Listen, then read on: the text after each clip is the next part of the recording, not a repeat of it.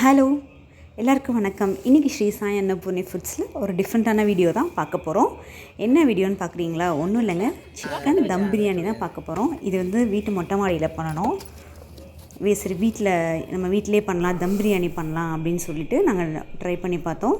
இது வந்து பார்த்திங்கன்னா நாங்கள் 2.5 kilo basmati rice, 2.5 kilo chicken போட்டு தம் பிரியாணி ட்ரை பண்ணோம். சூப்பராக வந்திருந்ததுங்க. நம்ம வெளியே போய் சாப்பிட்றதுக்கு நம்ம வீட்டிலேயே சூப்பராக ட்ரை பண்ணி பார்க்கலாமே அப்படின்னு சொல்லிட்டு சூப்பராக செஞ்சு பார்த்தோம். சூப்பராக வந்திருந்தது. இதனுடைய அளவுகளும் உங்களுக்கு நான் தனியாக கீழே டிஸ்கிரிப்ஷனில் கொடுக்குறேன், நீங்கள் அதை செக் பண்ணி பாருங்கள். பிரியாணி செய்கிறதுலாம் ரொம்ப ஈஸியான வேலை தாங்க. நம்ம பிரியாணியா அப்படின்னு சொல்லி ஒரு சிலர் யோசிப்பாங்க. சூப்பராக ஈஸியாக நம்ம செய்யலாம். வாங்க நம்ம எப்படி செய்கிறது அப்படிங்கிறத இந்த வீடியோவில் பார்க்கலாம்.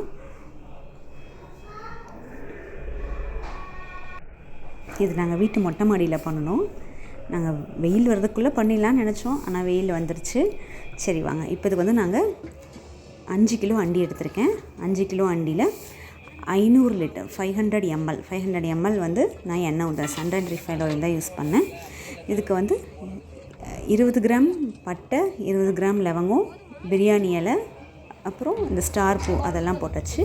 இஞ்சி பூண்டு பேஸ்ட் வந்து பார்த்திங்கன்னா 1 கிலோவுக்கு 100 கிராம் இஞ்சி, 50 கிராம் பூண்டு. ஸோ அந்தளவில் நாங்கள் இஞ்சி பூண்டு பேஸ்ட் எடுத்து ஃபஸ்ட்டு அதை போட்டு நல்லா வதக்கியாச்சு.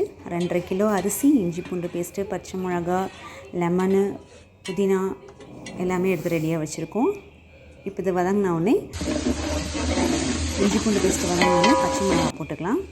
20 கிராம் பச்சை மிளகா, 1 கிலோ வெங்காயம், பெரிய வெங்காயம் எடுத்து நீட்டாக கட் பண்ணி வச்சுருந்தோம். 1 கிலோவுக்கு 400 கிராம்ஸ் வெங்காயம்.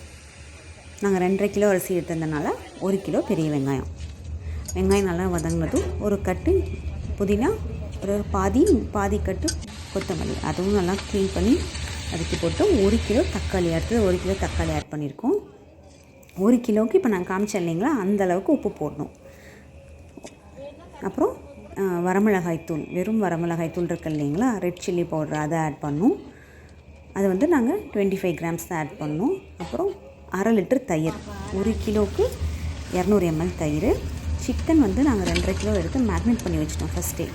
இஞ்சி பூண்டு பேஸ்ட்டு, வரமிளகாய் தூள், உப்பு போட்டு கொஞ்சமாக லெமன் அதுவும் போட்டு மேக்னேட் பண்ணி வச்சிட்டோம்.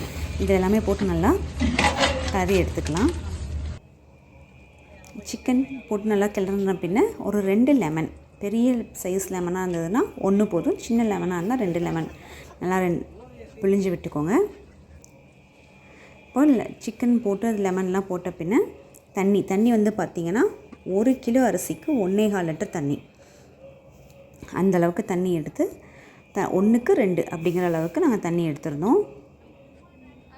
இப்போ தண்ணி ஊற்றியாச்சு. தண்ணி ஊற்றின பின்ன நல்லா கிளறி விட்டு நம்ம மூடி விட்டுலாம். தண்ணி நல்லா கொதிச்சிருச்சு. தண்ணி கொதித்த பின்ன அரிசி கழுவி வச்சுருந்தோம் இல்லைங்களா, அந்த அரிசி ஆட் பண்ணிக்கலாம். அரிசி ரொம்ப நேரம் ஊறணும்லாம் இல்லை, நம்ம சாப்பாடு பிரியாணி செய்ய ஆரம்பிக்கும் போது போட்டோம்னா போதும். அப்போ அரிசி ரொம்பவும் ஊறக்கூடாது. நீங்கள் அரிசி வந்து பாஸ்மதி ரைஸ் வந்து எப்போவுமே கழுவிட்டு அப்புறம் தான் தண்ணியில் ஊற வைக்கணும். நம்ம ஊற வச்சு தண்ணி பிடிச்சி வச்சுட்டு கழுவணும் அப்படின்னா நம்ம வாஷ் பண்ணும்போது அடுத்து அரிசி வந்து உடஞ்சிரும். அதனால் எப்போவுமே அரிசியை மட்டும் வாஷ் பண்ணிவிட்டு அப்புறம் ஊற வைங்க. பாருங்கள், அரிசி எல்லாமே போட்டாச்சு. இப்போ நல்லா அதை கிளறி மூடி விட்டுக்கலாம். போட்டுட்டு ஒரு 10 மினிட்ஸ் மூடி வச்சுருங்க. 10 to 15 மினிட்ஸில் வந்து ஓப்பன் பண்ணி பார்த்தீங்கன்னா சாதம் அரிசி முக்கால் பதத்துக்கு வெந்து அந்த தண்ணியும் அரிசியும் ஈக்குவலாக ஒரே லெவலில் வந்து நிற்கும். அப்போ நீங்கள் என்ன பண்ணணும் அப்படின்னா அடுப்பு ஸ்லோ பண்ணிவிட்டு மூடி வச்சிடணும். மூடி தம்மில் போட்டுடணும். பாருங்கள், எடுத்து நம்ம அரிசி நசுக்கி பார்க்கும்போது முக்கால் பதத்துக்கு அரிசி வெந்திருக்கணும். அப்போ இங்கே பாருங்கள், அனல் ரொம்ப அதிகமாகிடுச்சு. நாங்கள் என்ன பண்ணோம், உடனே மூடி அந்த அனல் எல்லாத்தையும் வெளியே எடுத்துட்டோம்.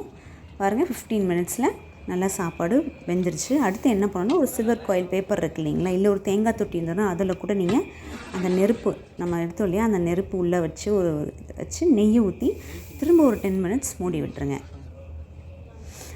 அதில் வரக்கூடிய அந்த அனல் இருக்குது இல்லைங்களா, அதில் வரக்கூடிய ஸ்மெல் இன்னும் சூப்பராக இருக்கும். அதுக்காக தான் இது பண்ணோம். தம் பிரியாணியில் இப்படி பண்ணோம். அப்புறம் ஒரு 10 மினிட்ஸ் விட்டோம். பாருங்கள், இங்கே புகை வருது. இப்போ சிக்கன் பிரியாணி ரெடி ஆகிடுச்சு. சூப்பரான தம் பிரியாணி ரெடி ஆகிடுச்சு. பாருங்கள், நல்லா உதிரியாக சூப்பராக சிம்பிளாக ஈஸியாக நம்ம வீட்டிலே செய்யக்கூடிய பிரியாணி ரெடி. நம்ம கடையில் போய் காசு கொடுத்து அவங்க ஏதோ கலர் பொடி அது இதுன்னு சேர்த்து அன்ஹெல்த்தியாக சாப்பிட்றதுக்கு வீட்லேயே நம்ம சிக்கன் எடுத்துகிட்டு வந்தோமா, 1 கிலோ ரைஸ் வாங்கி வந்தோமா, நம்மளே செஞ்சிடலாம். பாருங்கள், அவ்வளோதான். நாங்கள் கீழே கொண்டு வந்துட்டோம் வீட்டுக்கு. முட்டை வேக வச்சு அதுலேயும் முட்டையும் அதுக்குள்ளே வச்சு ஒரு 15 மினிட்ஸ் விட்டுட்டோம். இப்போது வீட்டிலேயே சூப்பரான ஈஸியான சிக்கன் தம் பிரியாணி ரெடி. வாங்க சாப்பிட்லாம். எப்படி இருந்தது நான் கீழே டிஸ்கிரிப்ஷனில் இதனுடைய எல்லா டீட்டெயில்ஸும் கொடுக்குறேன். நீங்களும் ட்ரை பண்ணி பாருங்கள். நீங்களும் ட்ரை பண்ணி பார்த்துட்டு எப்படி இருந்ததுன்னு சொல்லி கமெண்ட் பண்ணுங்கள். முடிஞ்ச அளவுக்கு எல்லோரும் வீட்லேயே செஞ்சு சாப்பிட பாருங்கள். கடையில் வாங்கி சாப்பிடாம ஹெல்த்தியாக வீட்லேயே செஞ்சு எல்லோரும் சாப்பிடுங்க. ஹோம் ஃபுட் தான் எப்போவுமே நம்மளுக்கு பெஸ்ட். நீங்களும் இதே மாதிரி வீட்டில் செஞ்சு ட்ரை பண்ணி பாருங்கள். குக்கர்லேயும் செய்யலாம். குக்கர்லேயும் இதே அளவு தான் எல்லாமே. குக்கரில் நீங்கள் 1 டம்ளர் அரிசி போடுறீங்க அப்படின்னா 1.25 அளவு தண்ணி எடுத்துக்கோங்க. அது போதுமானது. அவ்வளோதாங்க. ரொம்ப ஈஸியாக சிம்பிளாக சிக்கன் பிரியாணி வீட்டிலேயே செஞ்சாச்சு. நீங்களும் செஞ்சு பார்த்துட்டு சொல்லுங்கள். அடுத்து நான் இன்னொரு வீடியோவில் உங்களை சந்திக்கிறேன். அதுவரையும் நன்றி.